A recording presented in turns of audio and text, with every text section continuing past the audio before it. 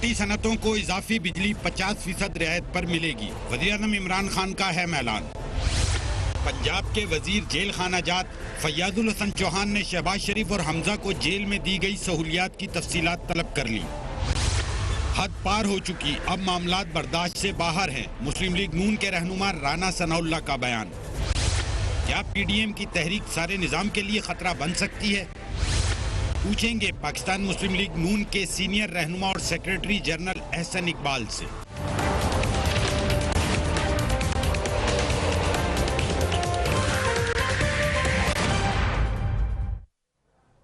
And a very warm welcome to the show. P D M حکومت کے خلاف صف آرا ہو چکی ہے، تحریک کا پہلا مرحلہ ختم ہو چکا، اگلے مرحلے میں حکومت پر مزید دباؤ بڑھایا جائے گا۔ مسلم لیگ نون پی ڈی ایم کی جماعتوں میں سب سے آگے ہے، سب سے نمایاں ہے، اور اس کا نتیجہ بھی یہ ہے کہ حکومت کے اوپر پریشر بھی direct P M L N کی طرف سے ہی آ رہا ہے، جو سٹیٹمنٹس آ رہی ہیں وہ بھی وہ direct P M L N کو ہی ٹارگٹ کرے ہیں۔ ریسنٹلی جو سب سے اہم ڈیولپمنٹ ہوئی ہے وہ ایاز صادق صاحب کے بیان کی ہے، ابھی تک اس پر ہلچل مچی ہوئی ہے، ختم نہیں ہو سکی، حکومت اسے غداری اور بھارت کی زبان قرار دے رہی ہے، مگر ایاز صادق اپنے بیان پر ڈٹے ہوئے ہیں۔ ساتھ ہی انہوں نے خبردار بھی کیا ہے کہ بات اتنی نہ بڑھائی جائے کہ کچھ اور ہو جائے۔ لیٹس واچ ایاز صادق کی بات ہے۔ میں نے ایک چیز کلیریفائی کر دی کہ میں نے اس گورنمنٹ کے بارے میں، ان کے وزراء کے بارے میں بات کی تھی، اس کے بعد مجھے وضاحت دینے کی ضرورت نہیں ہے۔ میں نے کہہ دیا جو کہا۔ میں یہ کہتا ہوں اتنا اور نہ اکساؤ کہ کوئی اور ایسی بات ہو جائے، تو اس لیے ان کو چھوڑ دیں۔ احسن اقبال صاحب ہمارے ساتھ موجود ہیں، تھینک یو سو مچ۔ بہت ساری باتیں ہیں احسن اقبال صاحب، so I think you need to buckle up, بہت سارے سوالات ہیں، but let's start with Ayaz Sadiq صاحب۔ کیا why do you think that statement was necessary? دیکھیے فریہ، سب سے پہلے تو میں یہ کہوں گا کہ حکومت اس وقت ایک ڈیلیبریٹ انداز میں اس کانٹروورسی کو بڑھا رہی ہے، اور اس کی مثال میں آپ کو دوں گا کہ جب یہ اپوزیشن میں تھے تو انہوں نے ریلیجن کارڈ کھیلا تھا، اور اس کا میں براہ راست نشانہ بنا تھا، اور اس وقت بھی آپ کو پتہ ہے کہ انہوں نے بہت زیادہ یہ پروپیگنڈا کیا کہ پوری پی ایم ایل این خدا نہ خواستہ نعوذ باللہ ختم نبوت کے اوپر حملہ کر رہی ہے، حالانکہ ہم سب مسلمان ہیں، اور وہ ایک بڑے خطرناک انداز میں الیکشن سے پہلے اس چیز کو اٹھایا گیا، اچھالا گیا ہمارے خلاف، اور اس کا بڑا ملک کے اندر ایک نیگیٹو اثر ہوا اس پوری کیمپین کا، جس میں لوگوں کے درمیان اشتعال آیا، لوگوں کے جذبات سے کھیلا گیا، اور بعد میں پتہ چلا کہ یہ سارا ایک آرکسٹریٹڈ سی بات تھی، اصل بات نہیں تھی۔ اسی طرح اب یہ ایک حب الوطنی کا کارڈ کھیلنے کی کوشش کر رہے ہیں، اور اس جماعت کو جو پاکستان کی بانی ہے، مسلم لیگ نون پاکستان کی مدر پارٹی ہے، اگر کسی ملک کے اندر اس کی ماں ہی ہو جائے غدار تو پھر کیا بچے گا؟ اس کی مثال تو ایسے کہ جیسے کوئی ناخلف اولاد جو ہے اپنی ماں کو طعنہ دے۔ ایاز صادق صاحب نے جو بات کی اس کا ایک پس منظر ہے، 2 دن سے کوئکلی سے کہ وہ اگر ایسا کر بھی رہے ہیں منظرنامہ جو آپ کہہ رہے ہیں پولیٹیکلی کچھ ریڈ لائٹس ہوتی ہیں جو نہیں کراس کرنی چاہیے، لیکن لیٹ سے وہ کر رہے ہیں تو آپ اس میں مدد بھی کر رہے ہیں۔ ایاز صادق صاحب کی سٹیٹمنٹ نے مدد کیا ان کے بیانی کو؟ نے تو وضاحت کی ہے، انہوں نے کہا کہ نہ میرا مخاطب آرمی چیف، نہ قومی سلامتی، نہ قومی سلامتی کے ادارے، میرے مخاطب تو صرف وزیر خارجہ تھے۔ لیٹس سے اٹس irrelevant، وزیر خارجہ تھے یا آرمی چیف تھے، اٹس اباؤٹ پاکستان۔ جی اٹس اباؤٹ تاثر یہ گیا کہ ہم اس دن ڈر رہے تھے، جس دن ہمارا ہائے مورل وہ گراؤنڈ تھا۔ تاثر یہ گیا کہ وی ہیو انکمپیٹنٹ مینیجرز کہ جو کرائسس میں پریشر نہیں لے سکتے۔ آن اے ڈے جس دن آپ کی ایئر فورس نے آپ کو victory the, on a day جس دن آپ کی آرم فورس نے کہا جو سرپرائز ایئر فورس کو سلوٹ کرتے ہیں۔ دیکھیے سلوٹ کرنے کے ساتھ پھر اس طرح کی بات بھی کہنا کہ پیر تھا۔ دیکھیے نہیں، یہ بات 2 چیزوں کو علیحدہ کریں۔ 2 دن سے فورن منسٹر اسمبلی کے اندر ہمیں انڈیا کا غدار کہہ رہے ہیں، انڈیا کا ایجنٹ کہہ رہے ہیں، اور کہہ رہے ہیں کہ ہمارے اندر مودی کی روح ہے۔ 1 دن پہلے میں نے فورن منسٹر کو چیلنج کیا کہ آپ معافی مانگیں، آپ کس طرح ہم کو جو ہم پاکستانی ہیں غدار کہہ سکتے ہیں؟ اگلے دن پھر ان لوگوں نے وہی حرکت کی، آدھا گھنٹہ تقریر کی کہ یہ سب غدار ہیں، انڈیا کے ایجنٹ ہیں۔ اس کے اوپر ایاز صادق صاحب نے کھڑے ہو کے کہا کہ آپ کس منہ کے ساتھ بات کر رہے ہیں، آپ کے تو خود ہاتھ پیر پھولے ہوئے تھے اس دن، کیونکہ اور آپ دیکھیے جو کشمیر کے ساتھ فورن منسٹر نے کیا ہے، آئی تھنک اس سے بڑی ان کی انکمپٹنسی کی کیا مثال ہے کہ مودی جو ہے کشمیر کھا گیا ہے اور یہ صرف اسلام آباد سے اڑتے ہیں ملتان میں جا کے اپنے مریدوں کے ساتھ کھڑے ہو کے ایک پریس کانفرنس کراتے ہیں. So basically, جو شاہ محمود قریشی صاحب کہے تھے اس کا لیش بیک تھا ایاز صادق صاحب کی سٹیٹمنٹ ڈائریکٹ جی انہی کے اوپر تھی.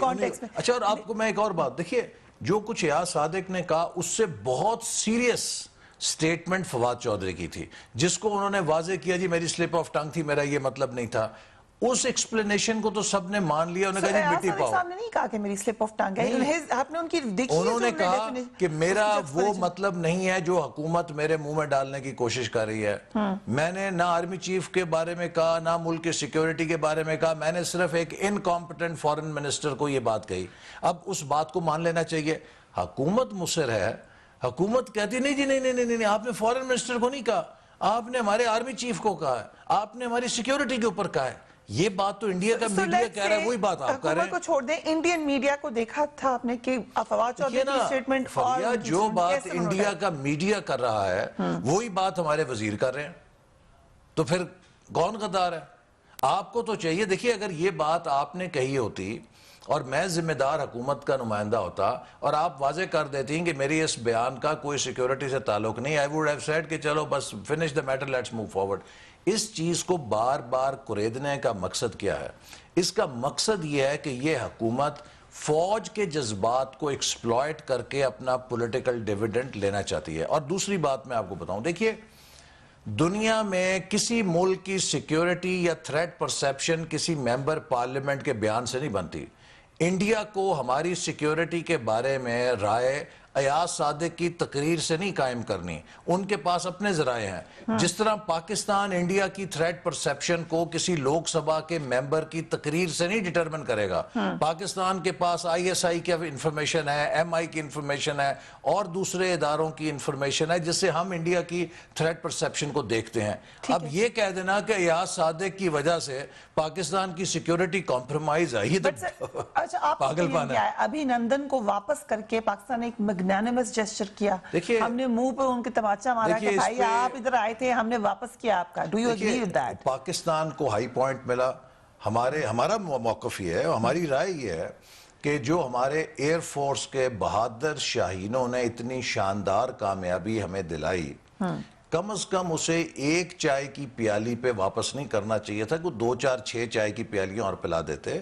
دیکھیے اسی طرح جب کارگل کا واقعہ ہوا اس وقت بھی ہم نے ایک انڈیا کا پائلٹ پکڑا تھا, غالباً 27 مئی یا کیا تاریخ تھی, اور اس کو پھر غالباً 10 دن بعد یا ہفتے کے بعد چھوڑا گیا. دیکھیے ایک کوئی تھوڑا سا ریسٹرینٹ آپ کا بھی ایک کنسولیڈیٹ کرتے ہیں اپنی چیز کو. جب پرائم منسٹر کھڑے ہو کر یہ کہتے ہیں کہ میں 24 گھنٹوں میں ہم چھوڑے ہیں, that sort of implies some desperation. میرا یہ خیال ہے اور ہماری جماعت کا بھی یہ خیال ہے کہ حکومت کو تجربہ نہیں تھا. اگر واپس بھی کرنا تھا, magnanimity, national responsibility, all valid, but at least you should have held him for a day or two longer, تاکہ یہ نہ لگے کہ آپ کو سانس چڑھ گیا تھا. سو اگر آپ کی گورنمنٹ ہوتی تو آپ ابھی نندن کو رکھتے, انڈیا کو للکارتے, اور اگر دیکھیے ہم نے تو مثال دی نا, اسی طرح کی سچویشن تھی کارگل میں. جب ہمارے پاس پائلٹ آیا ہم نے یہی میگنانیمٹی شو کی, لیکن کو 10 دن کے بعد چھوڑا, اسے فوراً نہیں چھوڑا. وہ فل آرمڈ کانفلکٹ ہو چکا تھا, ابھی ہم اس سے بچنا چاہ رہے تھے, اس وقت نہیں ہوا تھا. اس وقت جو فل آرمڈ کانفلکٹ نہیں تھا وہ تو آپ کے مجاہدین کا کانفلکٹ تھا. پاکستان کہاں تھا اس کانفلکٹ میں؟ ٹھیک ہے. سو یو سیئنگ کہ جیسے اس طرح کیا تھا ویسے کرتے. اگین جو آپ پہ دوسرا الزام لگتا ہے وہ بھی بتا دیں, کلبھوشن یادو کا نام آپ لوگ نہیں لیتے, اور ابھی نندن کو آپ کہہ رہے ہیں ہم رکھ لیتے ہیں. ہم کلبھوشن کا دیکھیے نا, ہم پہ الزام ہے کہ ہم کلبھوشن کا نام نہیں لیتے, اور یہ جو کلبھوشن کے نام لینے کے چیمپئن تھے یہ اس کے لیے NRO بنا رہے ہیں, ایک خصوصی قانون بنا رہے ہیں جس کی کوئی جسٹیفیکیشن نہیں. دیکھیے انٹرنیشنل کورٹ آف جسٹس میں جو حکومت پاکستان کا موقف تھا وہ یہ تھا کہ ہمارے ہاں جو ملٹری کورٹ کی سزا ہے اس کی اپیل ہائی کورٹ کے اندر ہوتی ہے. جب انڈیا نے اعتراض کیا کہ اس کو ملٹری کورٹ سے سزا دی گئی ہے اور یہ بڑی غیر منصفانہ ہے, تو ہمارے وکیل نے وہاں پہ دلائل میں یہ کہا کہ دیکھیے پشاور کے اندر ہائی کورٹ نے بہت ساری ملٹری کورٹس کی سزائیں اوورٹرن کی ہیں, تو ہمارے لاء کے اندر اپیل ہے, اور any one can appeal against military court decision. یہ ہم وہاں موقف لے کر آئے ہیں.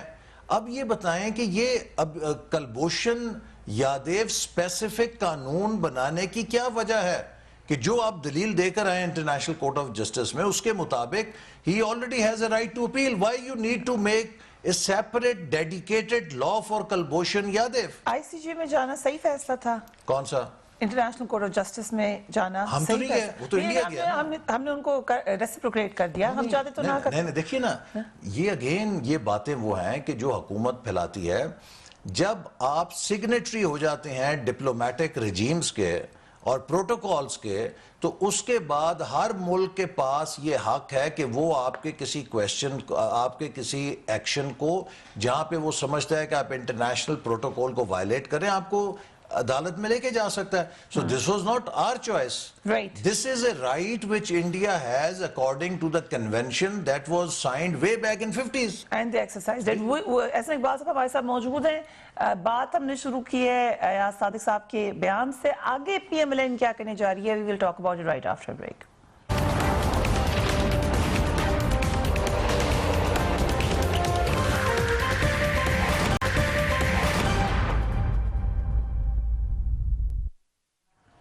And welcome back. P M L N کی طرف آتے ہیں.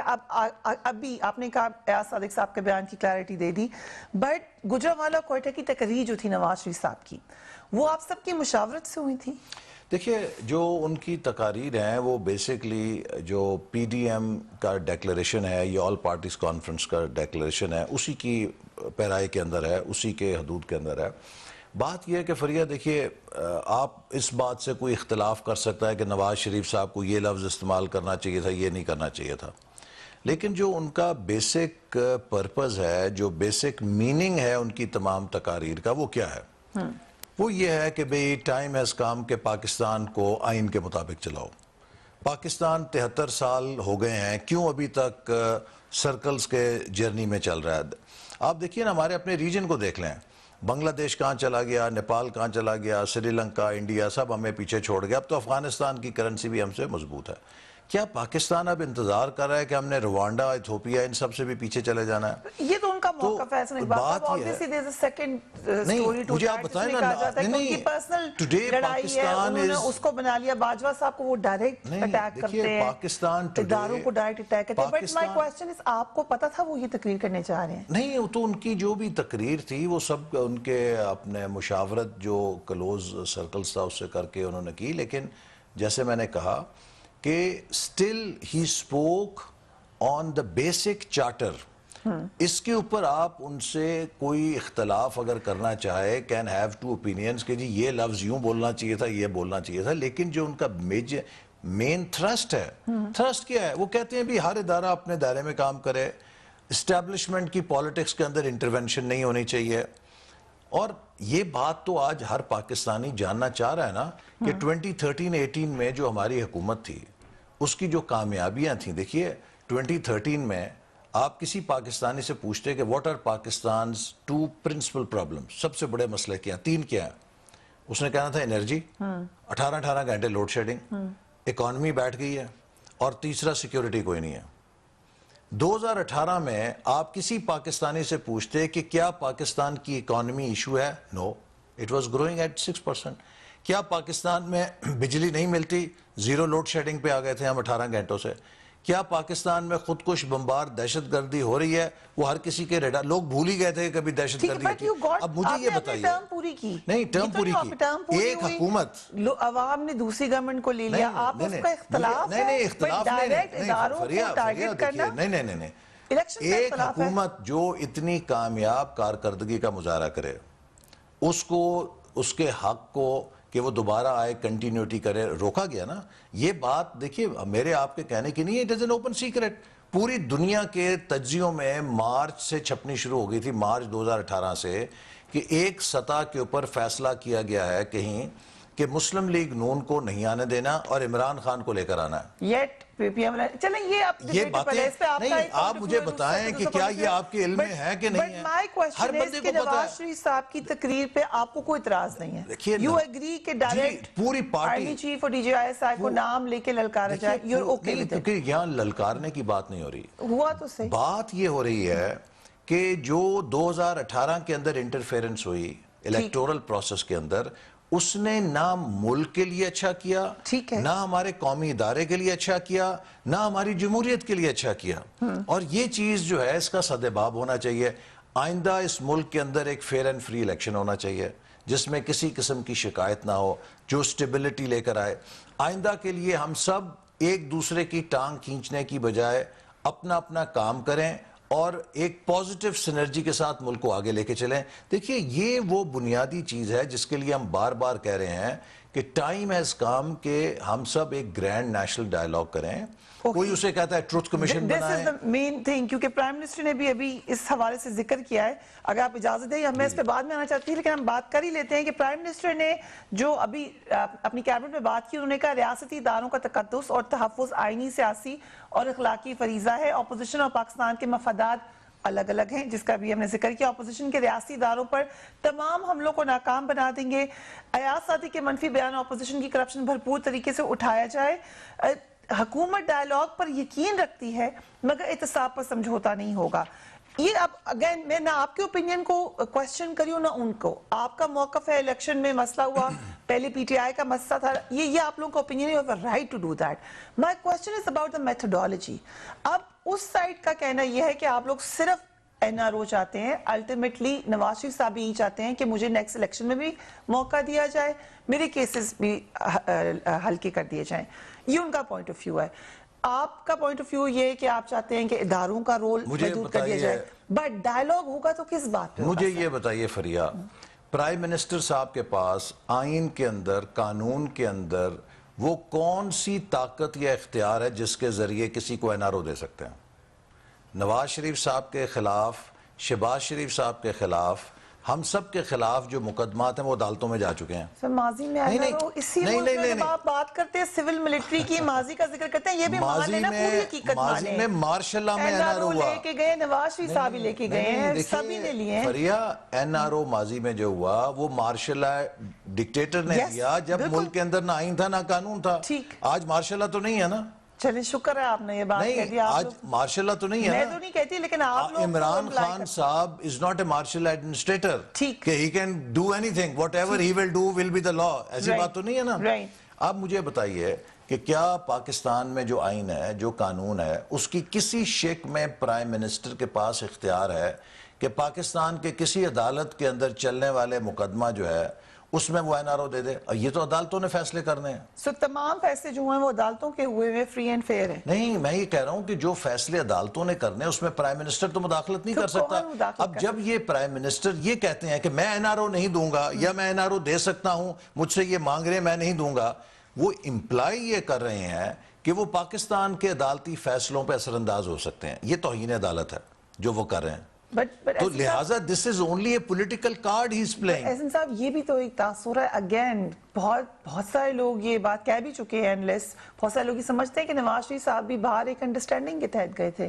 یہ بھی تو بات کہی جاتی ہے. سو ہم کیسے انڈرسٹینڈنگ کس نے کی تھی؟ انڈرسٹینڈنگ کس نے کی تھی؟ اتنی امیزنگ ریلیف کسی کو ملا نہیں آج تک. کس نے انڈرسٹینڈنگ کی تھی؟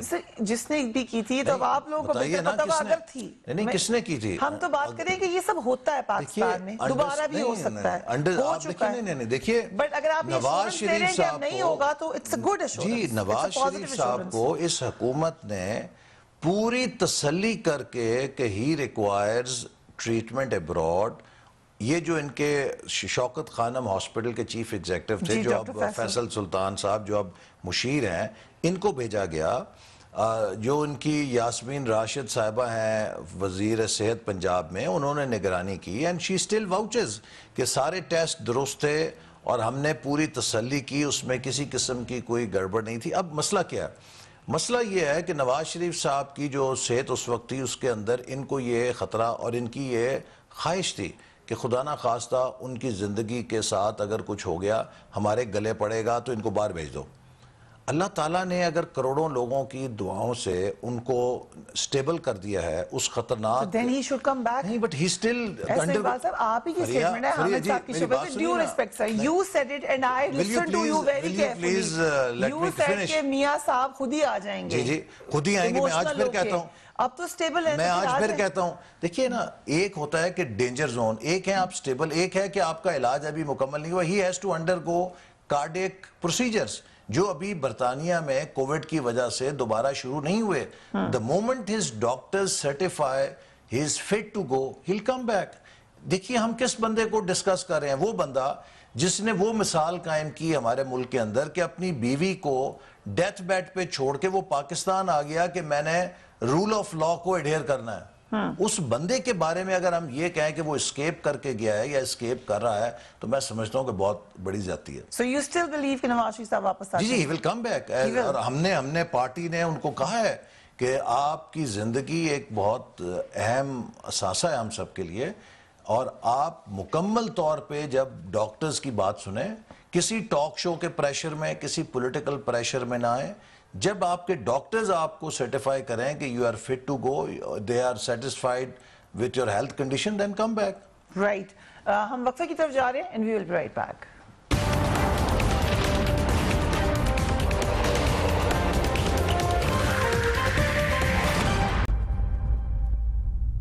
And welcome back. Ahsan Iqbal صاحب ہمارے خصوصی مہمان ہیں. احسن صاحب, کل مریم نواز شریف نے شہباز شریف صاحب سے بھی ملاقات کی, حمزہ شہباز صاحب سے بھی. اظہار یکجہتی تھا, انہوں نے ٹویٹ بھی کیا کہ جو لوگ کہتے تھے ڈیوائیڈ ہو رہی ہے ان کے لیے پیغام ہے. کیوں ضروری تھا یہ پیغام دینا؟ شیخ رشید نے ہی کہا تھا.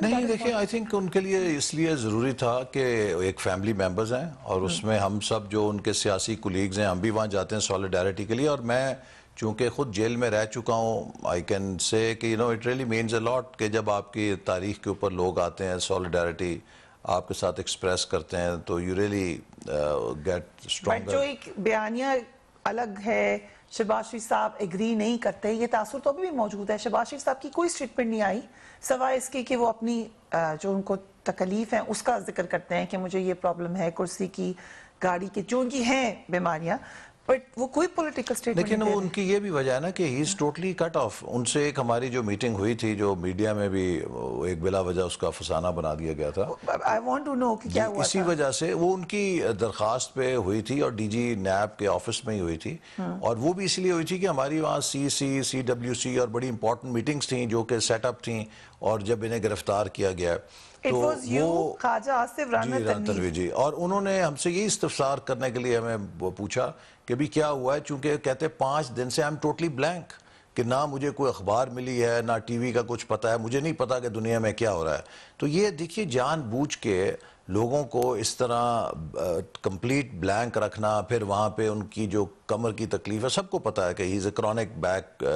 آپ لوگوں نے بتایا ان کو کہ یہ سٹیٹمنٹ دی ہے؟ جی وہ ساری ہم نے ساری چیزیں بتائیں. ان کو نہیں پتا تھا. ہاں بالکل, ان کو ہی نہیں ہوتی. تو لہٰذا اب وہ جیل میں جہاں ہیں وہاں پر بھی ان کے ساتھ جس طرح کا سلوک کیا جاتا ہے کہ ان کو کوئی اطلاعات نہیں دی جاتی, تو آبویسلی ایک بندہ جو ٹوٹلی کٹ آف ہے کہ کیا ہو رہا ہے ملک کے اندر, کیا واقعات ہیں, تو آپ کیسے تبصرہ کر سکتے ہیں حالات کے اوپر؟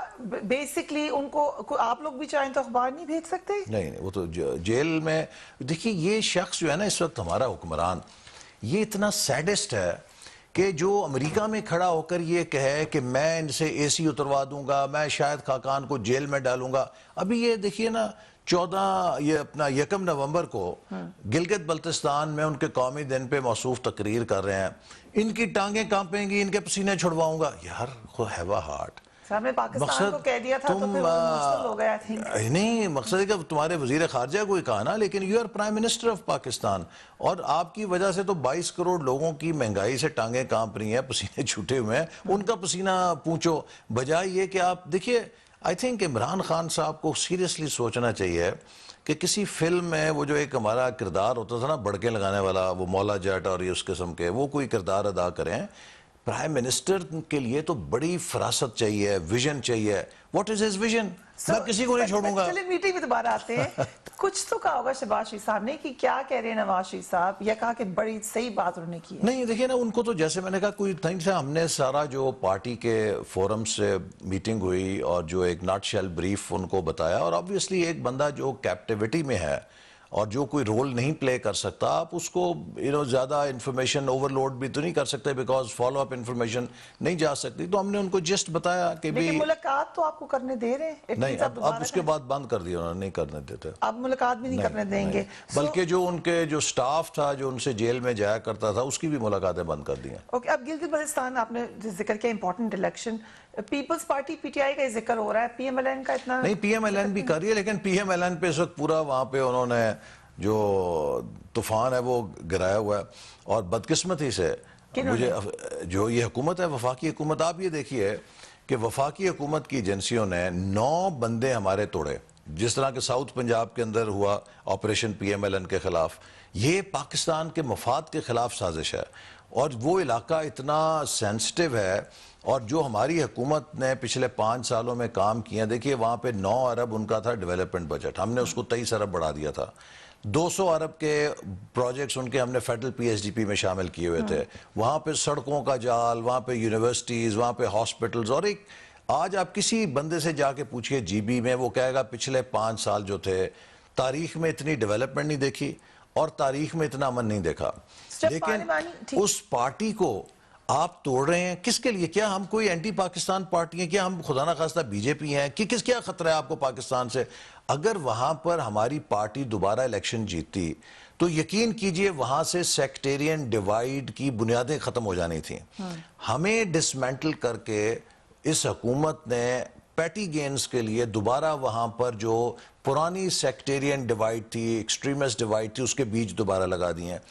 دوسری بات یہ ہے کہ جیسے پاکستان میں کنٹینیوٹی کو توڑ کے وہ سارا اکنامک جو ڈیویڈنڈ تھا اس کو خاک میں ملا دیا ہے, اسی طرح وہاں پر اب ہوگا کہ خدا نہ خواستہ اگر یہ دھاندلی کے نتائج امپوز کریں گے تو وہ ساری کنٹینیوٹی جو اتنی ڈیولپمنٹ کی تھی وہ تباہ و برباد ہو جائے گی. You raised this point, جب پارلیمانی رہنماؤں کے اجلاس میں آرمی چیف سے ملاقات, وہ وہاں پہ موجود تھے, تو آپ کا نام لکھ کے یہ خبر آئی کہ آپ نے ان سے مطالبہ کیا کہ وہاں پہ فوج کو تعینات کیا جائے. نہیں, میں نے ان سے یہ کہا تھا جب یہ کہا گیا کہ جی وہاں پر صوبے کا مسئلہ بہت سنگین ہے, تو میں نے کہا صوبے سے زیادہ, چونکہ میں وہاں دورہ کر کے آیا تھا بڑی تفصیل کے ساتھ, ہم نے کافی ان کو رائٹس دیے بھی ہیں, لیکن میں نے کہا کہ یہ ابھی تو جو سب سے بڑا ایشو وہاں پر ہے وہ transparent, fair and free election کا ہے.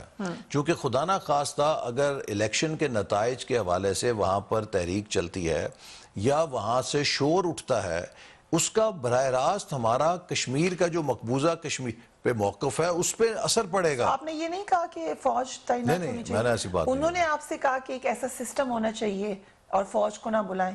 جی, انہوں نے جنرلی آبزرویشن دی تھی کہ اگر کوئی ایسا سسٹم آپ لوگ وضع کریں, ہم کوئی شوق نہیں ہے ہمیں سیاست کے الیکشن میں آ کے کوئی کردار ادا کرنے کا, we would be too happy کہ اگر ہم الیکشن سے باہر رہیں. سو بیسکلی وہ سینگ کہ جو پولیٹیشنز ہیں وہ اس پہ توجہ دیں, یہ ہوئی تھی بات. وہ یہ کہہ رہے تھے کہ آپ اپنا نظام جو بھی بنائیں, ہمیں اس پہ کوئی اعتراض نہیں اور ہمیں کوئی الیکشن کے اندر مداخلت کا آئندہ کے لیے کوئی کردار نہیں چاہیے. سو یہی میٹنگ ہوئی تھی یا کوئی اور بھی آپ کی میٹنگ؟ کیونکہ آج کل سب نہیں, اس کے علاوہ کوئی اور میٹنگ نہیں, اس کے علاوہ تو کوئی اور میٹنگ نہیں ہوئی. ہماری وہی میٹنگ تھی جو پارلیمنٹری گروپس کے ساتھ ہوئی تھی. ٹھیک ہے, okay, we'll take a break and we'll be right back.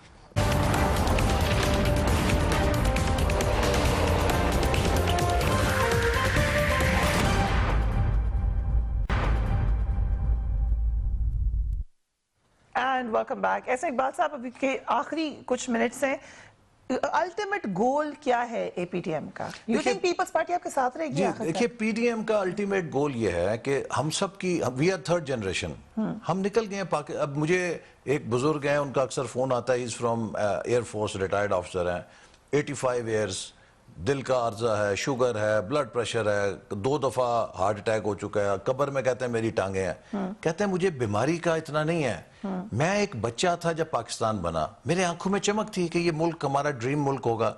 کہتے ہیں جب میں اب قبر میں ٹانگیں لٹکا کے بیٹھا ہوں. مجھے اپنی بیماری سے اس کا زیادہ دکھ ہے کہ 72-73 سال کے بعد میں ملک اس حالت میں چھوڑ کے جا رہا ہوں. یہ وہ ڈریم ریئلائز نہیں ہم کر سکے جو قائد اعظم نے بنائی تھی. Quaid Azam did not make this country کہ دنیا کے غریب ملکوں میں ایک اور ملک بن جائے. ہم نے تو ایک رول ماڈل بننا تھا. کیوں نہیں بن سکے؟ اس لیے کہ ہمارا بزنس ماڈل یا ہمارا جو ایک جتنا ایک کہتے ہیں نا آرگنائزیشن کا آپ کا ماڈل کیا ہے. اگر آپ کا ماڈل ہی سٹیبل نہیں ہے, آپ روز ہی ایکسپیریمنٹ کر رہے ہیں, تو آپ کیسے کامیاب ہوں گے؟ تو ہم صرف یہ چاہتے ہیں کہ اب ٹائم ہیز کم کہ ہم سب مل کر اس ملک کو اقتصادی طاقت بنانے کے لیے سوچیں. دیکھیے سوویت یونین کی کیا مثال ہے. دنیا کا سب سے بڑا آرسنل تھا ایٹمی اور سب سے بڑی ریڈ آرمی. جب اکانومی پنکچر ہوئی تو وہ نہیں رہا اپنی حالت میں, ٹوٹ گیا. پاکستان کی فوج بہت بہادر ہے اور اس کی بہادری کا کوئی مثل نہیں ہے اور دنیا میں مثال نہیں ہے.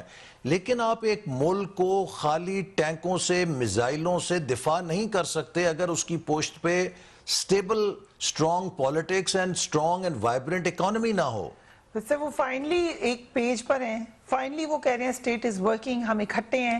تو اب آپ لوگ آ کے کہہ رہے ہیں کہ نہیں ہاؤ اسٹیٹ ورکنگ. دیکھیے آپ کی اکانومی 6% سے نیگیٹو ہو چکی ہے, آپ کے 2 کروڑ لوگ بے روزگار ہو چکے ہیں, آپ کی تاریخ کی سب سے بڑی مہنگائی نے لوگوں کی چیخیں نکال دی ہیں. آپ اپنے کیمرہ مین سے یہ جو لائٹ مین ہے پوچھئے یہ سب ٹھیک ہے, تو وہ ہے, ہاؤ آر وی اسٹیبل؟ آپ کا ایجنڈا کیا ہے؟ ہمارا ایجنڈا یہی ہے, ہم چاہتے ہیں کہ اس ملک کے عوام کو یہ حق دیں کہ وہ اپنی منشا سے یہ ملک چلا سکیں, اس کے اندر کوئی انٹرفیئر نہ کرے.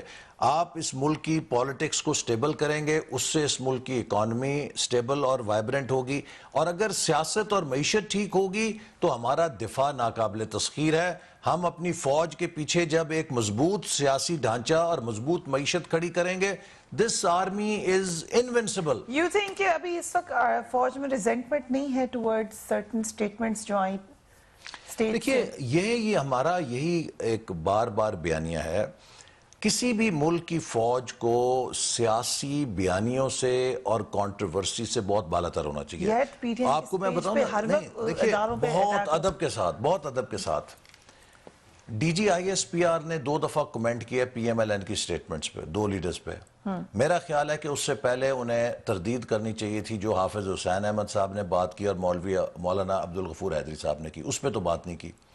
دیکھیے لوگوں کی پرسیپشن میں اس وقت اگر ہمارے قومی اداروں کا اور پی ٹی آئی کی حکومت کا بیانیہ آپس میں اکٹھا ہوگا تو ان اداروں کا کردار بلا وجہ متنازع ہو جائے گا. جیسے کہ 2007 میں مشرف کے دور میں کاف لیگ اور فوج کا بیانیہ اکٹھا ہوا تھا, اس کا نقصان کسے ہوا تھا کہ فوج کے لوگ وردی میں شہروں میں نہیں جا سکتے تھے, اور جب جنرل کیانی آئے تو انہوں نے سب سے پہلا کیا حکم دیا کہ بالکل ایز یو ور واپس آئیں, ہر قسم کے سول ایریا سے فوج واپس آئے, وڈرا کرے, اور پھر فوج کا ایک پروفیشنل تشخص بحال ہوا.